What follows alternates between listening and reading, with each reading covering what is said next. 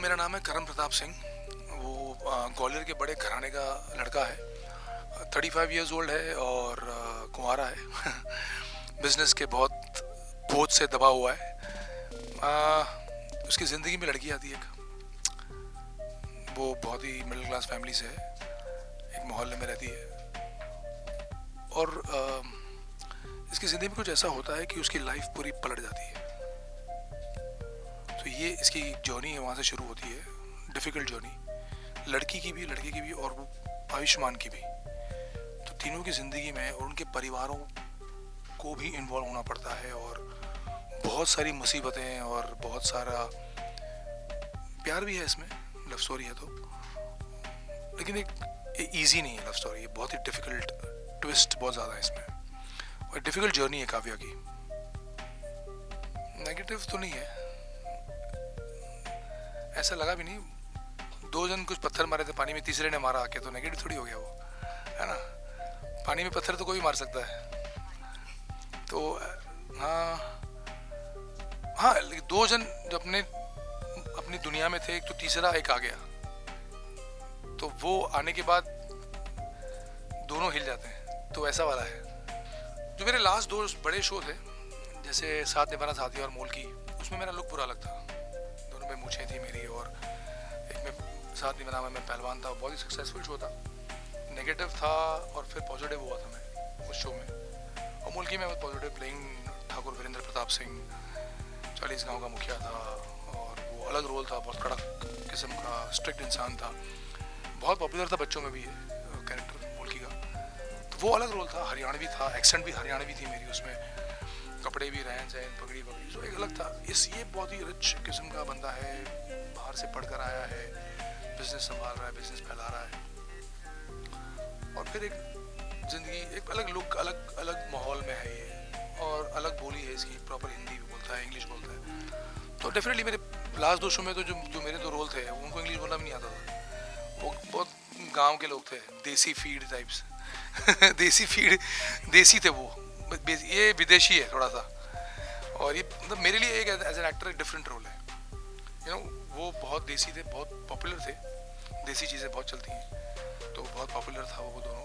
अब ये थोड़ा मॉडर्न टाइप बंदा है, बाहर से MBA करके आया हुआ है, बड़े घराने का, बड़ा पैसे वाला, 5-6 हज़ार करोड़ का बंदा है, बहुत बड़े लेवल पे है। और ये जो लड़की है वो 50 लाख की भी फैमिली वाली नहीं। तो एक बहुत डिफरेंस है फाइनेंशियली भी, आप देखा जाए पैसे में तोड़े तो अलग है। लेकिन एक लड़की की अपनी वैल्यूज़ हैं मिडिल क्लास की, जो बहुत अच्छी हैं। लड़का भी एकदम ग्राउंडेड है, प्यार से रहता है, बहुत हम्बल है।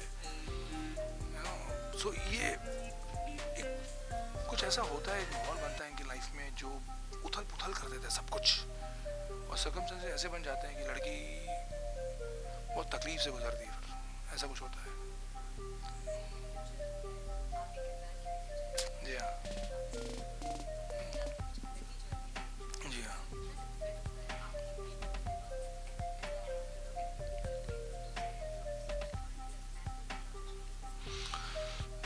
सी डिफ़िकल्ट तो नहीं है, मैं हमेशा से I wanted to be producer, और आई थैंक शिमार उमंग जिन्होंने मुझे इतना मौका दिया बनाने के लिए ये शो। और आई थिंक बहुत अच्छी टीम है शिमारू की इसमें, मुझे बहुत सपोर्ट मिल रहा है उनसे। As a my partner Sohail Zaidi also was a producer पहले, उसने बहुत सारा इंडिविजुअल काम किया है, और हम दोनों जब साथ में मिले तो ये शो हम बना रहे हैं, तो कुछ हिस्सा वो संभालते हैं, कुछ हिस्सा मैं संभालता हूँ। और एज ए एक्टर भी मैं इन्वॉल्व हूँ, मैं ऑलरेडी सेट पे हूँ, उतने दिन जितने दिन मैं एक्टिंग कर रहा हूँ उसके बावजूद भी हूँ, तो I am there already on the set. So production every day का टेकन केयर ऑफ होता है जिसमें हूँ वहाँ पे। और जब मैं एक्टिंग नहीं कर रहा हूँ तो शॉर्ट्स के बीच में भी मैं जाके I look into the production side of it. So is exciting, I am enjoying every bit of it, कि ये मैं बहुत समय से मैं करना चाहता था, फाइनली हुआ है। So I am really happy and thankful to Shemaroo उमंग।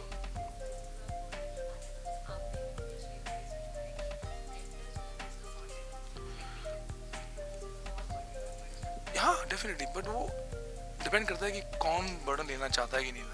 मैं जैसे लेना चाहता हूँ, I wanted to be an actor and a producer, so finally I got a opportunity to produce, Shimaru Umang, so I'm very happy. I'm exploring the production side of it. और कुछ बना रहा हूँ मैं. I mean, ऐसा नहीं कि मैं किसी और के प्रोडक्शन में काम कर रहा हूँ या कहीं पे जाके कोई और बना रहा है. So it is their baby, it's their product, but this is my product. You know, so I'm very very happy and excited कि पहली बार एज ए प्रोड्यूसर 12 दिसंबर को शिमारू उमंग पे मेरा शो आएगा. And I'm not only an actor, I'm also a producer. So एक अलग feeling है, excitement है. Let's see how it is accepted, लोगों को कैसा लगता है.